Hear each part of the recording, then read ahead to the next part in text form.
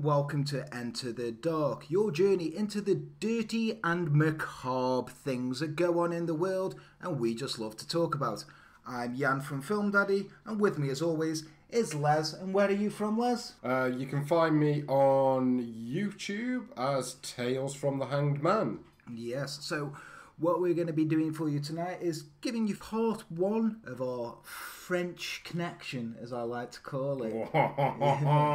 Nice. And also probably mispronounce so many names and places that it's not even funny, but I don't know how to say them.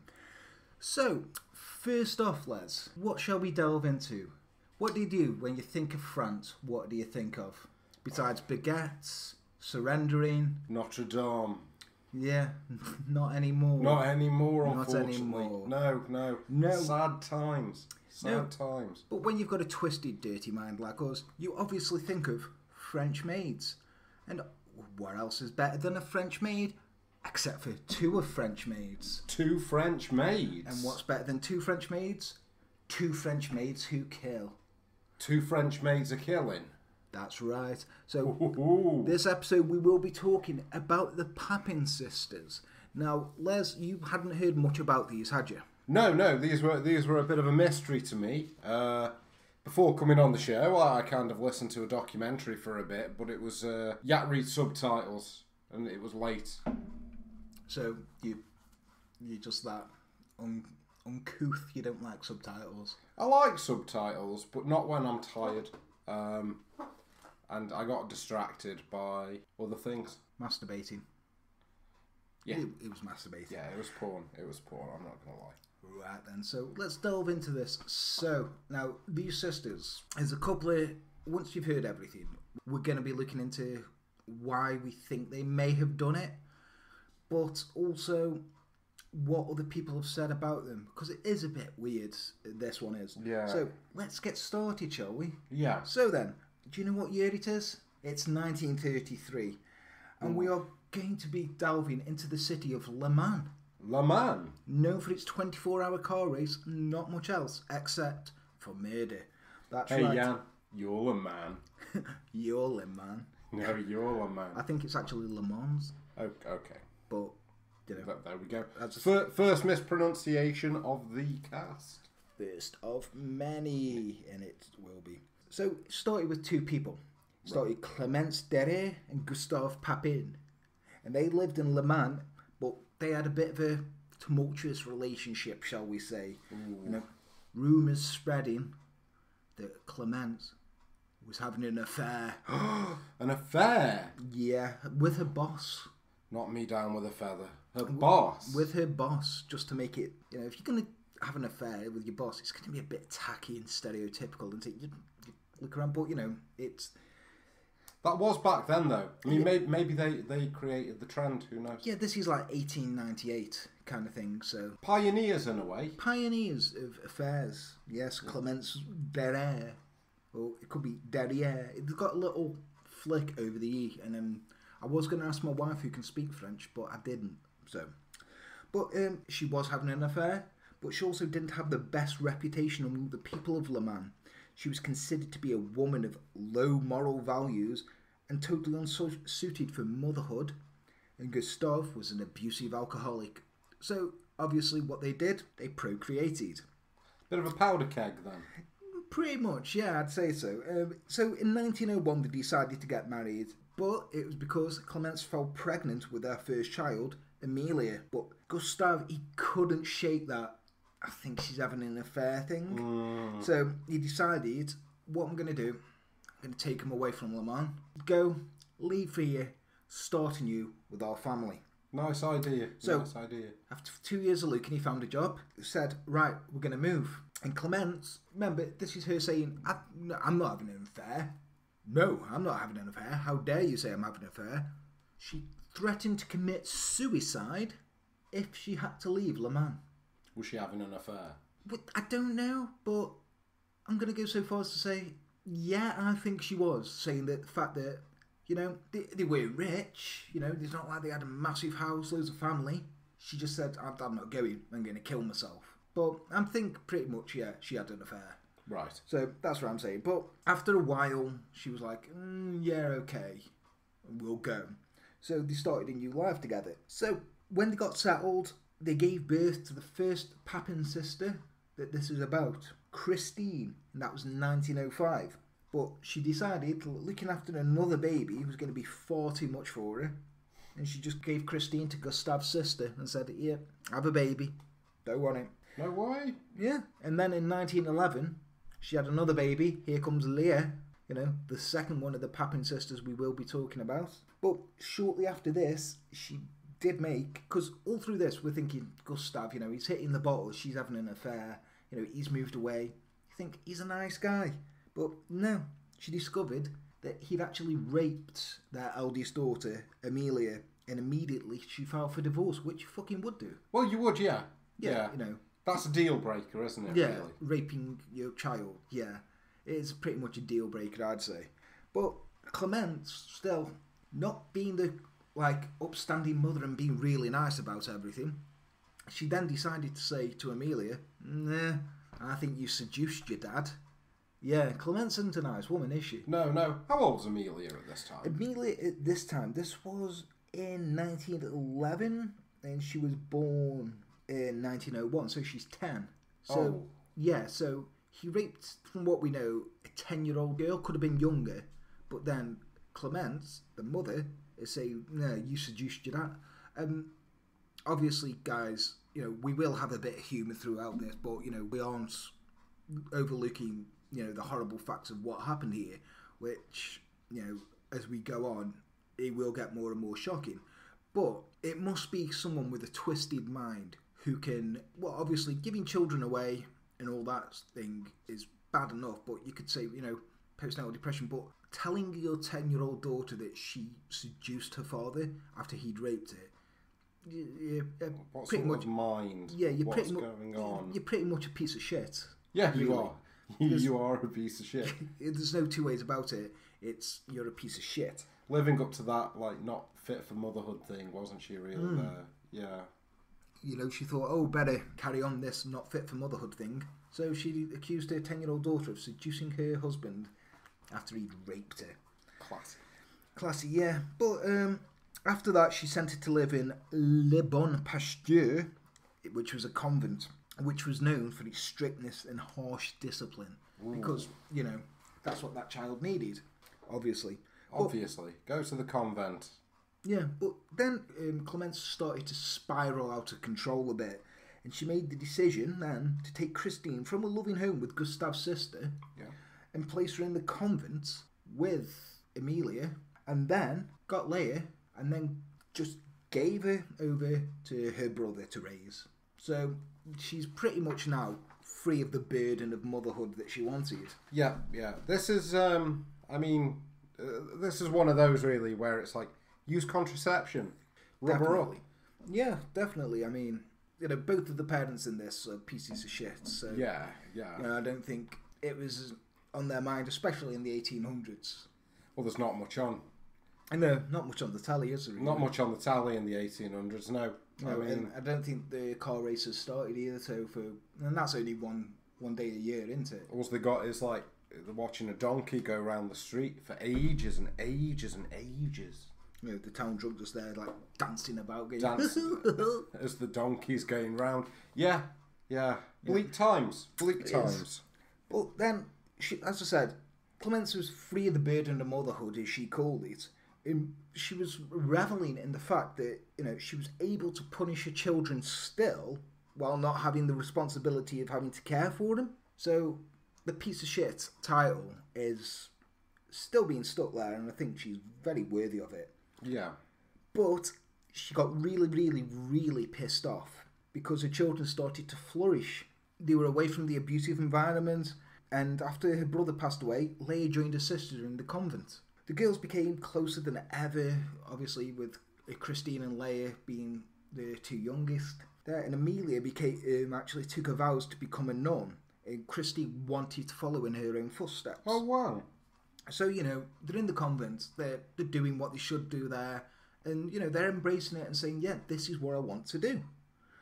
But when Clemence heard about these plans of of Christine wanting to follow to become a nun, and obviously Leia would too. She took them straight out of the convent and put them to work because her idea was for them to work as servants. They could send all their money to her, so they'd work.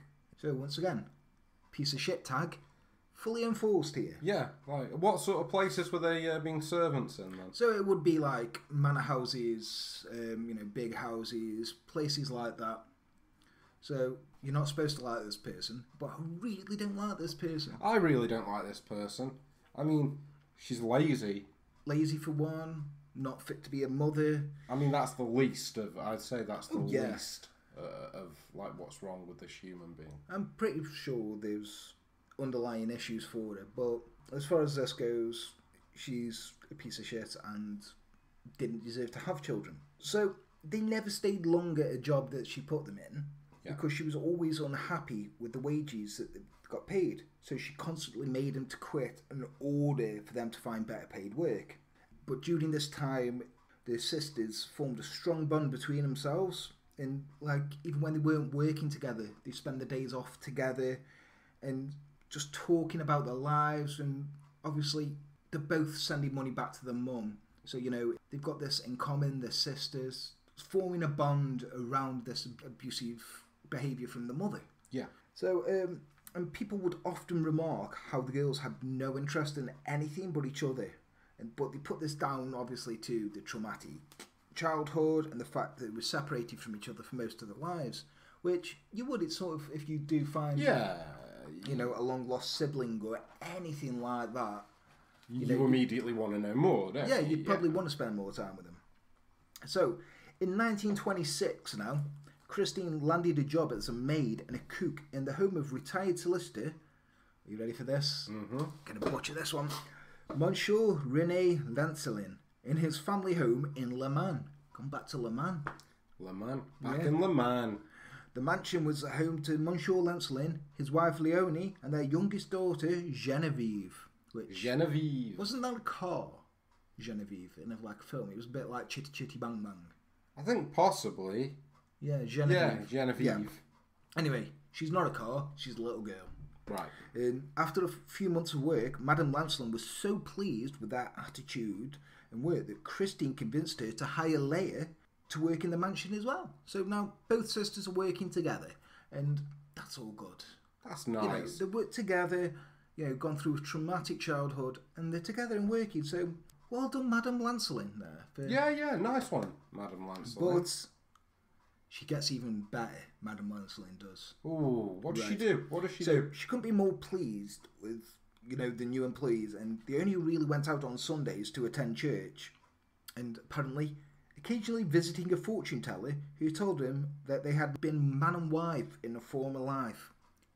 Keep that in mind, guys. Okay? Keep that bit in mind. Hold on, rewind. Who would be man and wife in a previous life? Christine and Leia.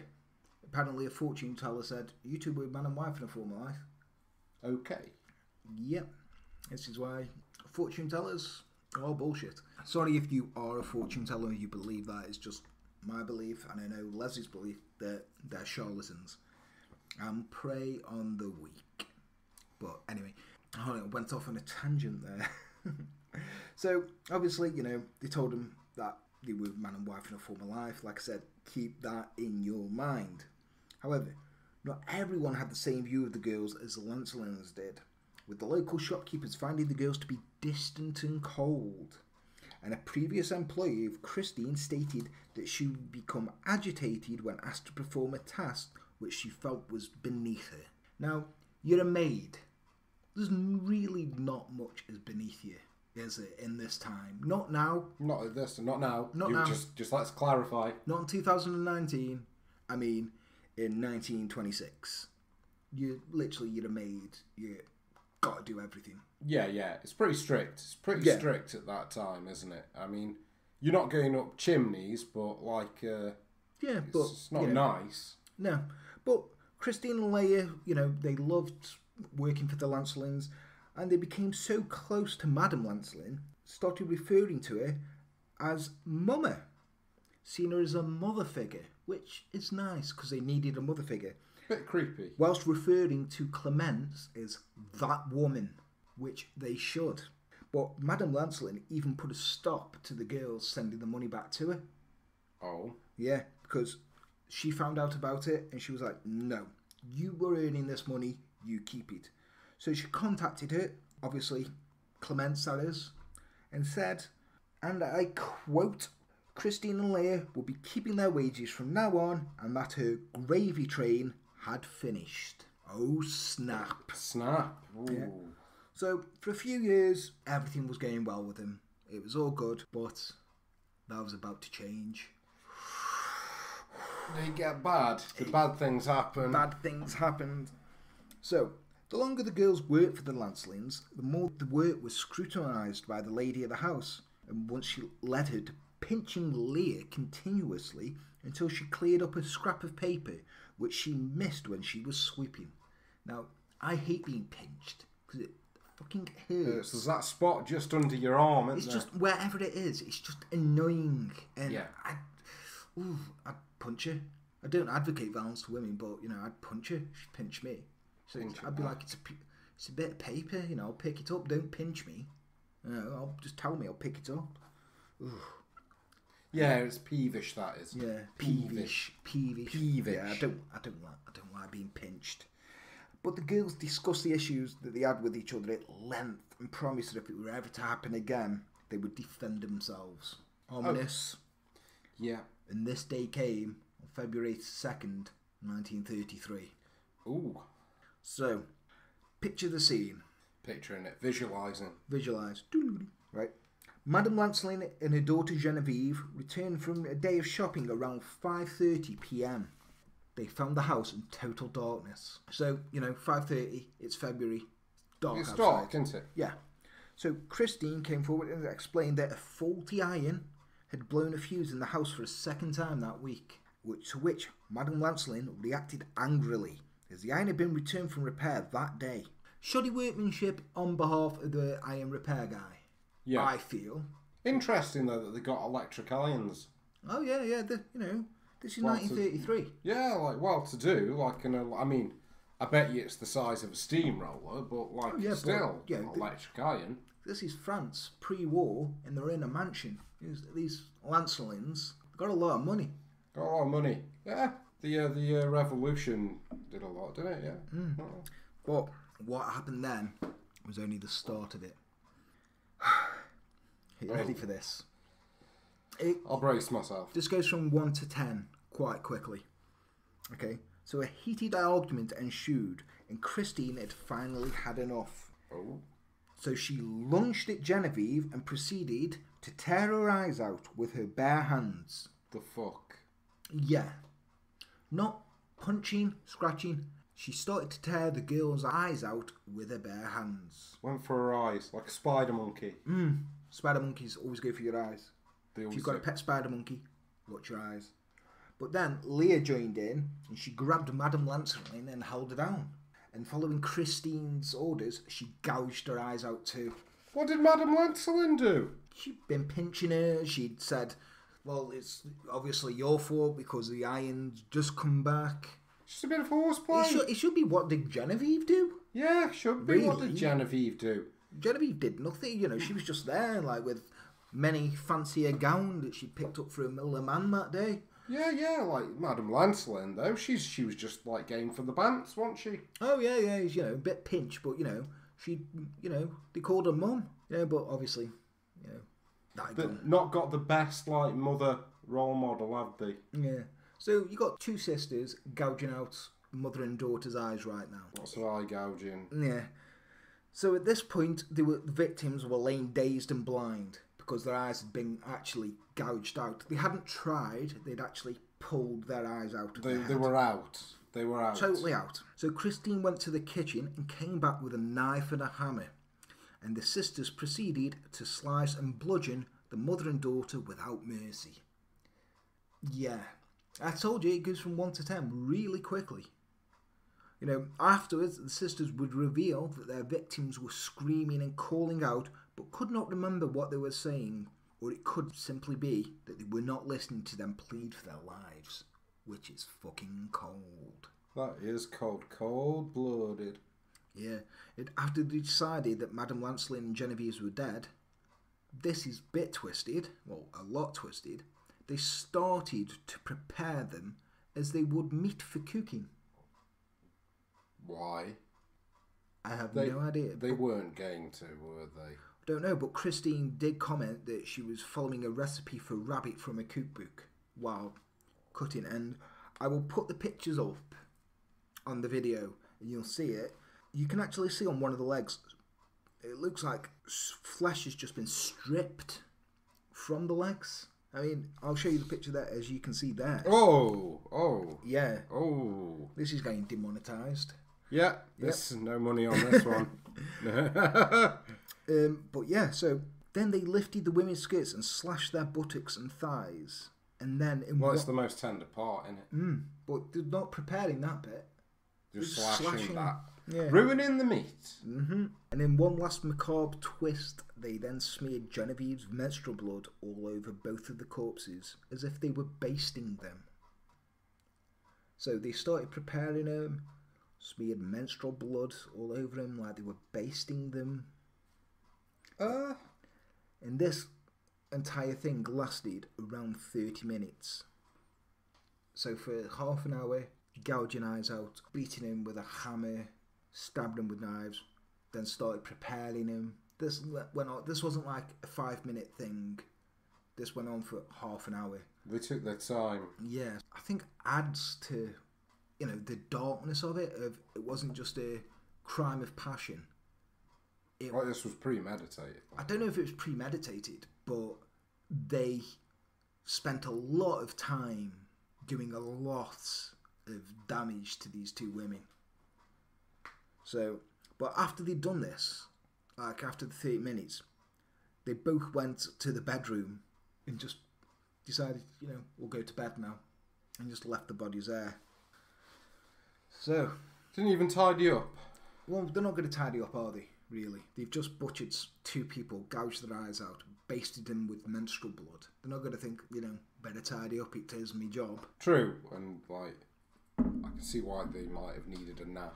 Yeah, but Monsieur Lancelyn and his son-in-law returned to the house around 7 p.m. after Madame and Genevieve Lancelyn did not arrive at a dinner they were due to attend, and they found the house in total darkness and the door bolted from inside. Alarmed, they look up and saw a flickering candle coming from the servants' quarters and decided to call the police. I think it's probably for the best. I mean, what's going through their mind there? That the house is in darkness, there's a candle in the servants' quarters, no one's there, it's bolted inside. These are rich people.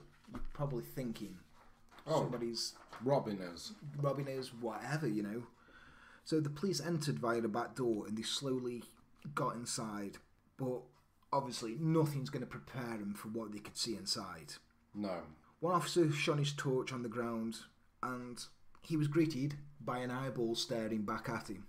It's going to upset your day, isn't it? Yeah. So imagine that. You get in, you're the police officer, you get there, don't worry sir, I'll go and deal with this. You go in, get your flashlight, whoom, on the floor, you see an eyeball. He did then say to him, Monsieur Lancelyn, you stay downstairs, we got this. He then proceeded to the second floor where he discovered the two bodies. So the eye had rolled down. Yeah. And their facial features were unrecognisable. And Madame Lancelyn's eyes were in the fold of her scarf. So her scarf that she had on, the eyes are just there. Just... So, fearing that the Papin sisters had suffered the same fate, he proceeded to the third floor and could hear hushed voices coming from a room where the keyhole was emitting a glow from candle. After getting no response from knocking, he proceeded to break the lock, and when he entered, he was greeted by the sisters sitting on the bed, hugging and shivering, with a hammer next to them, encrusted in blood and bray matter. They'd not done this before, had they? No. There was saying that when they were found on the bed together, hugging, there is different accounts. One said that they were wearing their robes, so obviously they got changed out of the bloody clothes. Another one was saying that they were naked, but we don't know. There's no definitive thing of it from the policeman. They were just saying they were on the bed hugging and shivering, obviously in shock and probably worried about what's going to happen. But they immediately confessed to the killing, claiming self-defence was the reason for that brutal attack. Yeah. I mean, if you're thinking self-defence, you wouldn't go to those lengths. Yeah, you wouldn't gouge somebody's eyes out, would you? I mean, like, that's not self-defence, is it? No. But they were arrested instantly and taken into custody, while the word of the brutal crime started to spread around France. Obviously, small town, eyes gouged out. People are going to talk. Yeah, it's going to spread, isn't it? Yeah. But people weren't saying, kill the sisters. No. They weren't saying, hang them. They weren't saying, get these sisters down. There was actually an outcry of public sympathy for them. From the average person, so just like people like me and you, all the way up to intellectual heavyweights of the day, like Jean-Paul Sartre. Really? Yeah, Sartre said he saw it as the crime as a sign of the class struggle between the rich and the poor. But hadn't they already done that in France? I mean, they'd done that one, hadn't they? They'd already done it, but Sartre's like, well, these were mates, Clearly they were being abused and pinched. Obviously they were being pinched. I mean, like, every now and pinching, again. it's just a good old pinching. It's an invasion of space, isn't it? Yeah. But when Christine and Leah made their court appearance, their lawyer pleaded insanity, which it's obviously easy to believe from what happened. And also they stood there looking vacant and not making eye contact with anyone. But both the sisters protected each other, claiming that each one was responsible for the murders, while their lawyer cited the abusive upbringing and a family history of mental illness as cause for the claim of insanity. However, the prosecution had told the jury that 3 doctors had assessed them, and due to the fact they were cleaned up after the murders, that they were sane. So they cleaned up after. They cleaned themselves up, they were sane. Seemingly overlooking the way that they had prepared the bodies to cook them. Even when the defence argued this point, the jury had already made up their mind that the sisters were sane and guilty. The judge decided to be lenient on Leah. He felt that she was kind of under the influence from her older sister, and he sentenced her to 10 years hard labour. 10 years hard labour. I forgot actually people used to do hard labour. When we're talking like hard labour, like what do you reckon they would have given them? I'm imagining my mind from what I've seen in cartoons. Breaking rocks with a hammer. Yeah, I'm thinking breaking rocks. Or maybe sewing sacks or something like that. Something like that, yeah. But that's not really hard, is it, sewing sacks? I don't know, like them old sacks, like they're made of like really coarse hemp. I mean, you got soft hands, you're fucked. Yeah, but that's like any job, innit? If you got soft hands, you get Yeah, I guess. It's interesting fact. My mum and dad used to both work at this electrics company near here. Breeder? No, it's called Wrists. You remember Wrists? I remember Wrists. Yeah. Anyway, so it used to be an electrics factory. They used to do parts and stuff. And my mum got there the first day, and she said like her hands were hurting after she was like turning bolts and putting stuff. And a woman told her to go to the toilet, wee on her hands, rub the wee in her hands, because it'd toughen them up. My mum didn't do that, and she just dealt with painful hands. But a lot of people there had wee on their hands. Anyway, sorry, I went off on a tangent there. But so Leah was sentenced to 10 years hard labour, but Christine was sentenced to death by guillotine, which would take place in Le Mans Public Square on 30th of September. Oh yeah, they are guillotines, aren't they? Yeah. But it was then later commuted to life imprisonment. All right. But during the incarceration, the sisters were kept separate from each other, which caused Christine's mental health to deteriorate rapidly due to her not being able to see her sister. Now, remember the fortune teller? Oh, yeah. You were man and wife before? Yep, I remember. Keep that in mind now, that comes into play. She refused to eat and had violent fits and had to be put into a straitjacket after she tried to pull out her own eyes. She loves the eye gouging, doesn't she? She does. She's mad for that shit, isn't she? Finally, the governor relented and allowed Christine to go see Leah, but this was cut short when Christine started making sexual advances towards Leah while undressing. So, there were rumours that the girls were in an incestuous relationship, which would explain, if they were on the bed together, naked, after this, it could have been an incestuous relationship. It could you obviously see with murderers and stuff, they get climax and sexual gratification from killing. Yeah. So one of the theories around them is that they murdered these people, got the sexual gratification, went upstairs to have sex. Then the police found them. But obviously that's all around. But it is weird how Christine did start undressing and making sexual advances to her younger sister. But Christine was always the more dominant one, and Leah was... Well, apparently Christine was of average intelligence, but Leah was of below average intelligence, and she was more introverted and quiet, so she's very easily led by Christine, and obviously you'd expect, her to domineer her. So this is where all the things could have come from, but yeah, there is rumours that they were in an incestuous relationship. Prior to the whole thing. But obviously there's no concrete evidence on that, so it is just all hearsay. After a few years, Christine was transferred to an asylum in Rennes. Is it Rennes or Rennes? Rennes. I think it's Rennes. But yeah. Yeah, I think it's Rennes.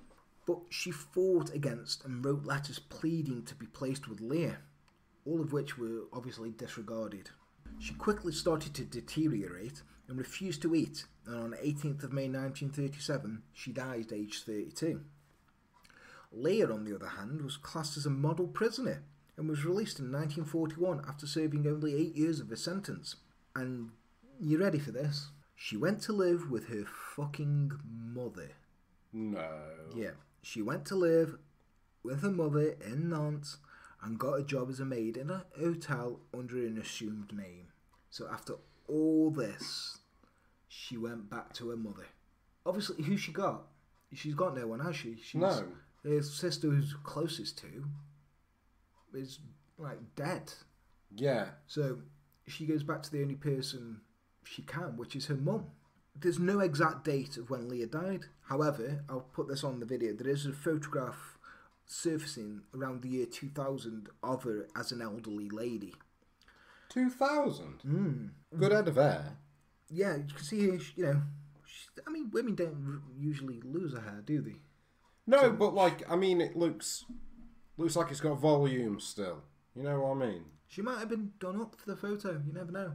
Possibly, Someone was like, oh, come on, Auntie Leah, let me do your hair. I'm going to take a photo of you from the side. So we're going to get into now, why did they kill? There's a few theories going around here. One of them is, obviously, they were in the incestuous relationship. And apparently Madame Lancelin and Genevieve caught them in the act. And the theory is this is why they tore out their eyes, so they couldn't see. That makes sense. They were seeing too much. But at the trial, a fourth doctor testified after the three doctors who said they were sane. He testified they could not be normal. And he said it was their relationship between them was a complete merger of their personalities. Leah had lost her identity to the dominant personality of Christine. In essence, there was no Christine and there was no Leah. There was one person. Oh. Right. So the killer was really the joint personality of the two, a third identity. And this when psychotherapists scramble for a diagnosis. So this is what they seem to suffer from: shared paranoid disorder, which tends to occur in small groups or pairs who become isolated from the world, which the girls felt they were, because obviously they were isolated from their mum, isolated from pretty much everyone. And sent to a convent. Convents, then been made to send their money back and everything like that. So this would often lead to intense inward-looking existence with a paranoid view of the outside world. So it's also typical in shared paranoid disorder that one partner dominates the other. Obviously, you've got there Christine dominating Leah. Yeah. So, obviously we've got the incestuous relationship. We've got the paranoid disorder, which it's also known as a folie à deux, which is the shared paranoid disorder. I think it is probably that is the shared paranoid disorder. obviously they've had such a abusive upbringing, and Leah and Christine, the only people in the world they could trust were each other. Obviously, Christine wanted to be a nun. She wanted to go with her other sister. Yeah. But her mum said, no, you come in here, and made her go with Leah. So, for me, I do say it's a shared personality disorder. I know I've spoke about this with a lot of people, and a few people are like, no, it's not that. Definitely not that. They always reference those, was it 2 Swedish twins who were on the motorway together? I think so, yeah. Yeah, they reference them to me and say that's completely different, but obviously it's going to be a broad spectrum to me. I mean, what do you think, Les? There was them British twins as well. I think they were British, weren't they? Who, like, when one of them died, the other one died not, like, long after. Yeah, I mean, you do see... I forget what they're called. If anyone knows, stick it in the comments. Yeah, please do. You do see it with the old people, though, like... Johnny Cash, for example, his wife died, and he died not longer after, and they always say it's died from a broken heart. And obviously it's not a shared paranoid disorder, but I think there is something there where, you know, you rely on each other. Like, you've been married for so many years, and you love each other, and then one of you dies, like, subconsciously, I think your body just starts giving up. Well, yeah, like, I mean, like, isn't it kind of like a sort of feeling of possible obsolescence? Like, if you're, say, your kids, for example, your kids have, like, up left. Yeah. And you're caring for each other, and then one of you cops it, and all of a sudden it's like... Because, like, that happened with Lawrence of Arabia. Is it T.H. Lawrence? Yeah, yeah. T.H. Lawrence. Because they reckon, like, what happened with him, going off on a bit of a tangent, but I'm going somewhere with this. But they reckon, like, what happened with him is that, like, after he did all that shit in the desert, like, obviously, I'm not really phrasing that very well, but he did a lot of stuff in the desert, didn't he, with the camels and the Germans, the Turkish. I'm good at history. Have you got a degree in history? No, I got a degree in media. Film and media. I did an A-level in history, but decided to do filmy stuff. And now I chat to people online. But anyway. So, like, when he returned home from Arabia, obviously, and, like, the war was over, they reckon he went out one day. Like, he'd sit there at breakfast just, like, for almost an hour or so, just staring at his, like, newspaper, like, not doing anything. And then one day he decided to go on a motorbike ride and just ended up, boom, total in it. But they reckon that, like, he knew this stretch of road, for example. Like, he knew this stretch of road like the back of his hand.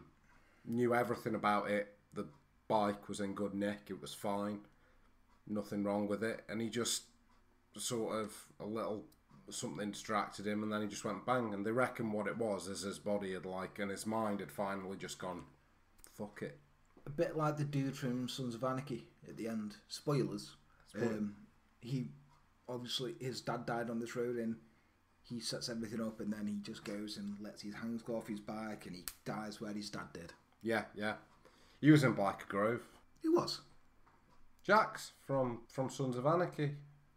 Jax was in Biker Grove. He was in Biker Grove. Biker Grove. If you're not English or British, Biker Grove was in the late 80s, early 90s. It was a kids' soap opera thing. You know, obviously, where kids did drugs. Can you remember that one time when, was it Deck from Anton Deck fame joined a cult? You joined a cult? Yeah. I remember when one of them got, like, PJ and Duncan, weren't they, in that? When one of them got their eye shot out while paintball, and he's like, me eye! Me eyes, man! Me eyes, man! Yeah, but yeah, that was Lawrence of Arabia getting past. But yeah, I didn't know he was in that. Yeah, I think it was like a later season, but, like, he's not American. Is it Charlie Hunnam? Yeah. Is that the one who plays Jax? Yeah. Yeah, he was in Biker Grove. No way. Yeah. Anyway, massive digression there. Yeah, but let us know what you guys think. Do you think it was a shared paranoid disorder? Do you think it was just they were crazy? Was it due to their abusive upbringing, or was it just they snapped? Please let us know in the comments below. Obviously, like, share, subscribe, and this is goodbye from Les. Bye.